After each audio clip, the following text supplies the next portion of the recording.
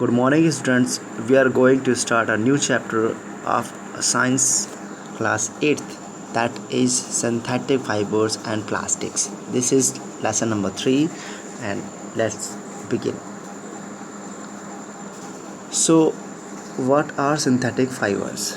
The main thing is this: the clothes which we wear are made of fabrics.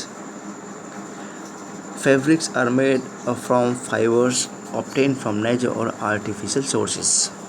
तो देखिए, अब हम आपको डिस्कस कराते हैं, आपको बताते हैं इसके विषय में कि फाइबर्स क्या होते हैं।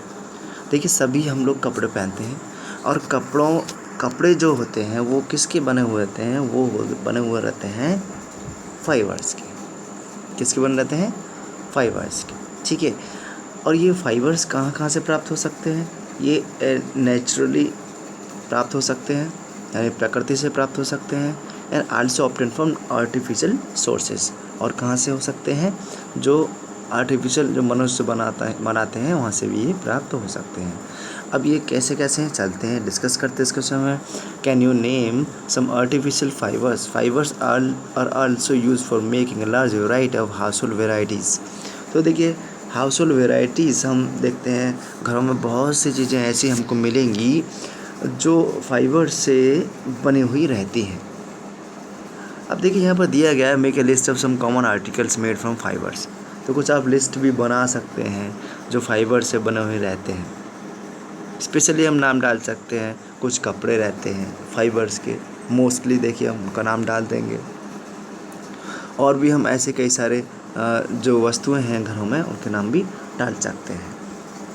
Try to separate them into those made from natural fibre and those made from artificial fibres. और उनको अलग अलग करने के लिए कह रहे हैं। यहाँ पर टेबल भी दे रखे हैं ऐसे कि ये टेबल 3.1 है और यहाँ पर क्वेश्चन नेम आर्टिकल्स के नाम लिखेंगे और क्या है उनमें उनको नेचुरल और आर्टिफिशियल के फॉर्म में अलग अलग सेपरेट उनको करने के लिए कहा गया है, ठीक है। तो आप घरों में ऐसी वस्तुओं को खोजिए जो फाइबर्स का मतलब ये आप जो रेशे से बने हुए हैं। किससे बने हुए हैं? ध्यान रखिएगा, जिनमें रेशा आपको दिखे, ठीक है ना, तो वो फाइबर्स से बने हुए रहते हैं। आप उनको इजीली घर में सेलेक्ट कर सकते हैं और उनकी जो टेबल आप बना सकते हैं। Clear? Why did you label some fibers as artificial? तो artificial के विषय में हम उनको artificial हमको क्यों कहते हैं उनके विषय में हम देखिए जानते हैं। You have read in your previous class that natural fibers like cotton, wool, silk, etc. are obtained from plants and animals. देखिए, ये हम ऑलरेडी जानते हैं। देखिए, नेचुरल का वर्ड जहाँ से भी आ गया मतलब वो नेचर से मिला है। मतलब ये है कि नेचर की जो भी वस्तुएं हैं उन्होंने उसको दिया है। जैसे कॉटन का एग्जांपल दिया है, वूल का एग्जांपल दिया है, सिल्क का एग्जांपल दिया है।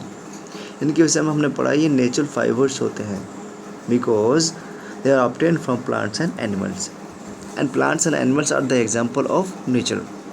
ओके, तो प्लांट्स एंड एनिमल्स से मिल रहे हैं भाई, इसलिए हम लोग क्या कह रहे हैं? नेचुरल फाइबर्स कह रहे हैं। ओके, देखिए, हम वूल की बात करते हैं तो भेड़ से मिलती है। कॉटन की बात करते हैं तो हम एक इसका पौधा उगाते हैं। सिल्क की बात करते हैं तो इसको हम कीड़े द्वारा प्राप्त करते हैं, ठीक है। तो मलबरी जो शहतूत जो हम बात करते हैं वहाँ से देखिए सिल्क को प्राप्त किया जाता है। Okay, the synthetic fibres on the other hand are made by human beings, that's why these are called synthetic और मैन मेड फाइबर्स। क्लियर? ये पॉइंट क्लियर हो गया। सिंथेटिक फाइबर्स जो होते हैं वो किससे प्राप्त होते हैं? किस प्रकार प्राप्त होते हैं? ये ह्यूमन मेड होते हैं, यानी मनुष्य इनको बनाता है और इसलिए हमको सिंथेटिक और मैन मेड भी कहते हैं। इतना तो समझ में आ गया ना आपको?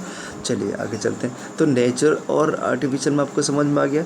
आर्टिफिशियल जो नेचर से नहीं है, मनुष्य बना रहा है, और नेचुरल जो प्रकृति ने दिए हैं। Now next topic is what are synthetic fibres. तो चलिए अब हम सिंथेटिक फाइबर्स में एंट्री कर जाते हैं।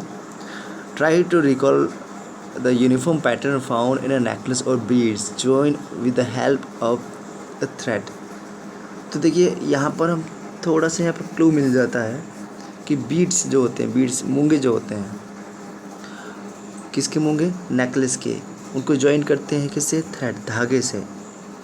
ठीक है, 1 बाय 1 एक एक करके, एक एक करके। ठीक है, एक मूंगा ये हो गया, इसको दूसरा ये हो गया, एक ये हो गया, एक ये हो गया, इस प्रकार से।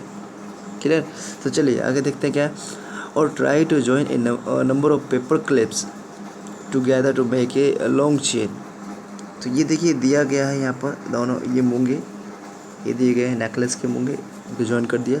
ये पेपर क्लिप्स, इनको ज्वाइन कर दिया। तो आपने क्या ऑब्जर्व किया यहाँ पर? तो ऑब्जर्व ये करते हैं, a synthetic fibre is also a chain of small units join together. तो सिंथेटिक फाइबर्स भी इसी प्रकार से क्या होते हैं? ज्वाइन किए जाते हैं।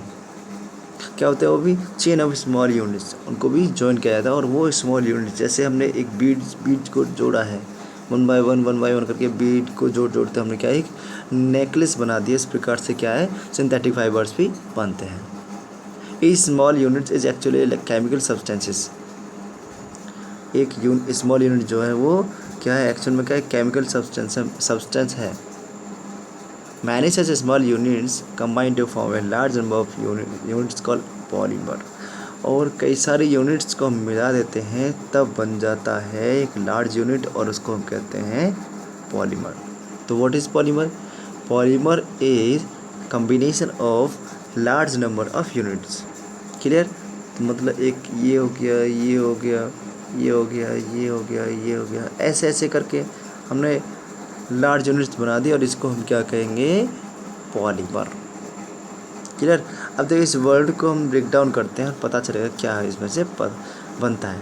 The word polymer comes from 2 Greek words. Poly means many, poly का मीन्स क्या हो गया? मैनी। मर मीन्स क्या हो गया? पार्ट, यानी many part. So polymer is made of many repeating units. क्या है पॉलीमर? मैनी रिपीटिंग यूनिट्स हैं। ये हमने कहा ना, ये ऐसे ऐसे जोड़ा है, ये मैनी रिपीटिंग यूनिट्स हो गए सारे के सारे, और ये क्या बन जाता है? क्या बन जाता है? ये पॉलीमर बन जाता है। क्लियर? तो यहाँ तक आपको समझ में आ गया। देखिए यहाँ पर एक एग्जांपल और दिया गया है, उसको हम और जान लेते हैं। वो है आपका polymers occurs in nature also. क्या है? ये नेचर में भी ऑकर करते हैं। जैसे देखिए कॉटन का एग्जांपल दिया गया है। अब कॉटन का एग्जांपल में किस में दिया है? Is a polymer of cellulose. तो ये पूछ लिया जाता है, अक्सर पूछा जाता है कि कॉटन जो है उसका वो पॉलीमर है, वो किसका पॉलीमर है? यानी सेलुलोज का।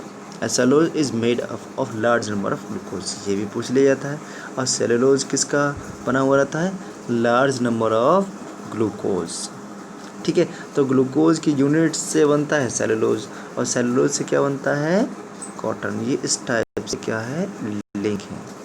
आई थिंक आपको यहाँ तक समझ में आ गया होगा। नेक्स्ट टॉपिक हम पढ़ेंगे आपकी नेक्स्ट वीडियो में। तब तक के लिए गुड बाय।